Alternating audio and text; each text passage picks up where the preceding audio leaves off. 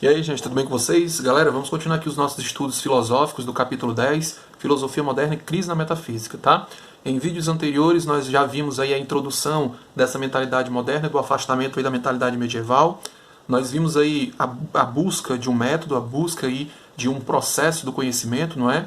E aí nós vamos ter duas vertentes de pensamento, gente, que tem uma base comum, que é a teoria do conhecimento, que é a epistemologia, mas que se diferem no seu modo processual do conhecimento, ok? Que é o racionalismo e o empirismo. O racionalismo baseado na razão e o empirismo baseado na experiência.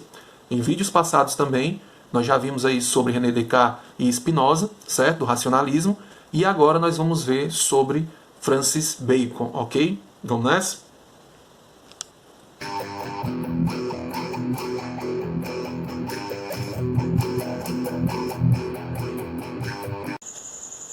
E aí, galera, vamos falar agora de Francis Bacon, certo?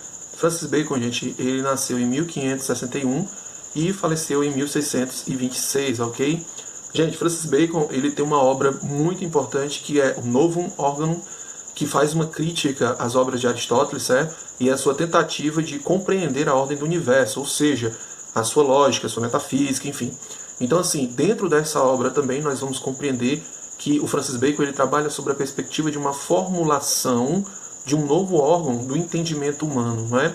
E essa formulação vai estar dentro aí do que a gente encaixa o Francis Bacon como empirismo indutivo, certo? E o que é o empirismo indutivo? O que é o filósofo empírico indutivo? Filosofia empírica indutiva é o critério da verdade a partir da experiência, ok? Então, assim, dentro do novo órgão nós vamos ter aí essa busca pela experiência, da construção de uma verdade a partir da experiência, para a gente formular meio que um saber instrumental, ok? Então é importante nós colocarmos aqui e evidenciarmos que o conhecimento verdadeiro é aquele conhecimento que se baseia nos fatos a partir da experiência, ok? Então, gente, esse saber instrumental baconiano teria o único intuito de possibilitar o controle do homem sobre a natureza, ok? E que possibilitasse também o homem construir conhecimento a partir do contato dele com o mundo físico, né? É por isso também que o Bacon faz críticas severas aí ao pensamento medieval, à metafísica medieval, né? Quando ele vai dizer que o pensamento medieval é muito resumido, né, à questão da contemplação e da abstração. E aí essa contemplação e abstração se sai do mundo físico, né, dos fatos, né, do estudo sobre os fenômenos. E aí, para o Bacon, a ciência, a filosofia, tem um intuito. Então, gente, nós vamos ter aí a compreensão desse pensamento empírico indutivo, que se baseia na experiência para a construção de verdade, e que nós vamos encontrar muito bem desenvolvido dentro do Novum Organum, que é essa obra do Francis Bacon, ok? Que tem um subtítulo interessante, certo? Que é esse subtítulo que eu vou dizer para você agora, que eu vou colocar aqui na tela, tá, gente? Que é o seguinte, abre aspas aí. Indicações verdadeiras acerca da interpretação da natureza, fecha aspas, ok? Então perceba que o conhecimento para Francis Bacon vai ser o conhecimento em que nós vamos interpretar a natureza, interpretar os seus fenômenos e os fatos que nós vamos encontrar ao observar e estudar a natureza, ok? Então, assim, gente, esse conhecimento instrumentalizado do Francis Bacon, ele possibilita o quê? Ele vai possibilitar que o homem tenha o domínio sobre a natureza. Por isso que aquela frase célebre dele, né? Abre aspas, saber é poder, fecha aspas, né? Sintetiza muito aí a busca dele por conhecimento, e tendo esse conhecimento nós vamos ter o controle sobre a natureza. E tendo o controle sobre a natureza nós vamos poder evoluir como sociedade e como pessoas, ok? Então existe esse caminho aí do progresso, vamos dizer assim, a partir da ciência. Parece muito com o positivismo que nós vamos ver na frente. Eu posso até dizer que o positivismo meio que copia algumas coisas dessa mentalidade, desse pensamento baconiano, certo? Então, assim, gente, por isso que Bacon também ele vai dizer que a ciência deve ser mais prática, ok? Então, gente, nós vamos ter aí na ciência baconiana, né, uma ciência mais prática, uma ciência mais objetiva, mais lógica, uma ciência mais direcionada aos fatos a partir dos fenômenos da natureza, não é? Então, é nesse ponto que Bacon traz aí um cuidado, né, no processo do conhecimento. Ele faz uma crítica à própria natureza do conhecimento.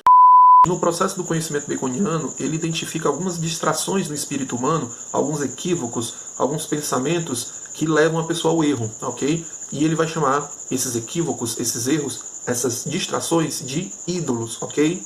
Beleza. Então, gente, Bacon, ele consegue resumir em 4 ídolos, né, os 4 principais erros, né, as 4 principais fontes de erros que podem prejudicar uma pesquisa científica, né, que podem contaminar o resultado daquela pesquisa científica, né. Então, assim, para a gente resumir um pouquinho mais, para dar mais uma informação para vocês, nós podemos entender que os ídolos, gente, são preconceitos e bloqueios mentais, né? São achismos, são ideias, são ideologias, doutrinas, enfim, que podem comprometer, gente, a objetividade da pesquisa, beleza? Então vamos para cada um desses ídolos agora. Então, gente, o primeiro ídolo que nós vamos trabalhar aqui, gente, o primeiro equívoco, preconceito ou distração que nós vamos trabalhar aqui é o ídolo da tribo, ok, gente? Então, assim, falou de tribo, falou de um coletivo, falou de relações sociais, falou de um todo, falou mesmo até de convívio humano, de humanidade, enfim. Então, assim, gente, são os ídolos, né? O ídolo da tribo são os ídolos ali que o ser humano tem por influência das relações sociais, do meio onde ele vive, entendeu? Então, assim, gente, ele acaba trazendo uma parcialidade, ele acaba trazendo ali um contexto, ele acaba trazendo ali um costume em que ele aprendeu e que ele considera como algo valioso e algo que, sim, ele tem que levar aquilo como uma verdade, mesmo que não tenha comprovação científica, que não tenha um fato que comprove, mas tem aquele aprendizado que ele teve em relação ali ao contexto social, ao contexto em que ele vive, ok? Esse é o primeiro, é o ídolo da tribo, ok? Beleza. Então, gente, o ídolo da caverna são as ideias que são provenientes ali da nossa personalidade, da nossa natureza, ok? Então, assim, são ídolos que são as nossas opiniões, são os nossos achismos, entendeu? Então, muitas vezes, a gente, numa discussão filosófica, científica, num debate, muitas vezes a gente acaba comprometendo a discussão e o resultado daquele debate quando a gente coloca a nossa paixão, né, ao invés da razão. Você já deve ter escutado isso, né? Vamos ter mais razão e menos paixão na discussão, né? Justamente por isso, para a gente não colocar muito a nossa opinião, porque a opinião ela muda, porque a opinião não tem embasamento científico. A opinião é opinião, já diriam os gregos na época ali dos sofistas, né? Opinião de dia é uma coisa, meio-dia pode ser outra e à noite pode ser outra, pior ainda, certo? Então, assim, a nossa opinião, os nossos achismos são resultados da nossa caverna, do nosso mundinho, né? Da nossa construção de verdade, ok? E aí esse é o ídolo da caverna, da nossa caverna, do que nós achamos como verdade, como certo, errado, enfim. Então esse é o ídolo da caverna. Depois nós temos o ídolo do foro, gente, certo? Que se baseia na linguagem, tá? A linguagem tem que ser cada vez mais clara, objetiva, profissional e técnica quando nós falamos de ciência. No laboratório, eu não posso falar com os colegas de qualquer forma sobre a experiência. Eu não posso usar qualquer palavra para os instrumentos que existem dentro do laboratório. Eu tenho que falar todo dentro daquela contextualização, dentro daqueles parâmetros, né? Da questão da planilha, na questão da investigação, dos dados, não é? Então, eu tenho que falar dentro ali daquela padronização, daquela classificação, daquela conceituação que existe dentro daquela experiência. Eu não posso usar qualquer palavra, porque pode gerar conflitos no resultado daquela experiência ou conflitos com outros que eu esteja debatendo ou discutindo algo valioso para a ciência, certo? Então, eu não posso adentrar, não é, em uma linguagem vulgarizada quando se fala de ciência. Eu tenho que ter uma linguagem formal, correta, objetiva e clara, né, dentro da experimentação científica. E o último ídolo que eu estou trazendo aqui para vocês, gente, de Francis Bacon, é o ídolo do teatro, tá bom? Então, assim, gente, ele exclusivamente critica os filósofos nesse ídolo do teatro, certo? Eu vou botar aqui um exemplo de Platão, né? Por exemplo, a metafísica platônica, o mundo das ideias platônico. Bacon discutir sobre o mundo sensível, inteligível, a reminiscência. Gente, isso pouco importa, entendeu? O que nós temos que estudar mesmo, o que nós temos que investigar é isso aqui, é esse mundo concreto que nós vivemos, né? Para quê? Para se gerar um conhecimento que seja prático, um conhecimento que gere outros conhecimentos e que transforme a realidade. Isso é muito importante para Francis Bacon, né? Então, no desejo mais profundo dele, assim, ele tem isso, da gente gerar conhecimento para transformar essa realidade, ok? Então, assim, nós podemos pegar também o ídolo do teatro como o ídolo da manipulação, gente, do cenário, do ator, do cara que veste aquele personagem e interpreta uma manipulação, certo? Por exemplo, a ideologia política, nós temos aí as doutrinas, nós temos aí filosofias que trazem o que para ti? Um conjunto de regras, um conjunto de certos e errados que você veste e que você acaba fazendo e acaba limitando a liberdade dos outros ou a verdade dos outros. Você acaba vendo o mundo a partir dessa ótica teatral, dessa ótica manipulada pela ideologia, pela doutrina, pela filosofia, né, por esse, vou dizer aqui, né, por esse dogmatismo, né, absoluto numa verdade, né?